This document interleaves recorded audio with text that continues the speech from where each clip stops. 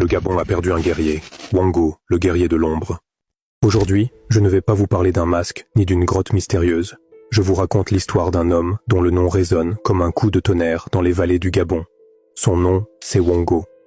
1928, région de l'Astourville. Depuis des décennies, les colons français imposent leurs lois, impôts exorbitants, travail forcé, réquisitions. Les Awandji, peuple fier et enraciné, subissent en silence, jusqu'à ce que Wango dise non. Les colons ne se contentaient pas de prendre la terre, ils exigèrent le travail, la sueur, le sang. Ils imposèrent des taxes si lourdes que les Awandji, pourtant fiers et libres, pliaient sous le poids de l'injustice. Wango, un chef respecté, un homme dont la voix portait au-delà des rivières et des collines, a dit non. Il a refusé de payer l'impôt de capitation. Il a rejeté le travail obligatoire. Il a défié l'autorité coloniale. Ce moment, il a résonné comme un coup de tonnerre dans les villages Awandji. Les anciens se sont tus, les femmes ont échangé des regards silencieux, les enfants ont senti l'air devenir plus lourd. Wango n'était pas seul. 12 chefs locaux se sont levés à ses côtés, formant une coalition déterminée à résister.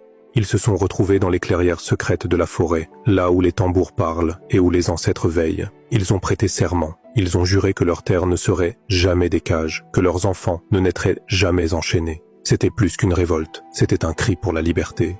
La révolte éclate, s'étendant bien au-delà de Bembekani, englobant les villages de la Louvedi, du Badékoulou, de la Likondo, de la Leibou et de la Likondi. Les feux de camp éclairèrent les nuits noires, les chants de guerre résonnaient entre les arbres comme des échos de défi. Les forces coloniales, surprises par l'ampleur de la rébellion, peinent à contenir l'insurrection. Les Awandji, connaissant chaque recoin de la forêt, mènent une guérilla efficace.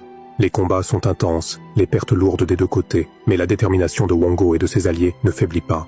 Après plus d'un an de lutte, la répression coloniale s'intensifie. Les troupes françaises, mieux équipées, finissent par reprendre le contrôle. Wango est capturé et exilé, mais son esprit ne sera jamais brisé. C'est l'image d'un homme, enchaîné, arraché à sa terre, mais dont le nom continuera de résonner à chaque battement de tambour, à chaque cri de liberté.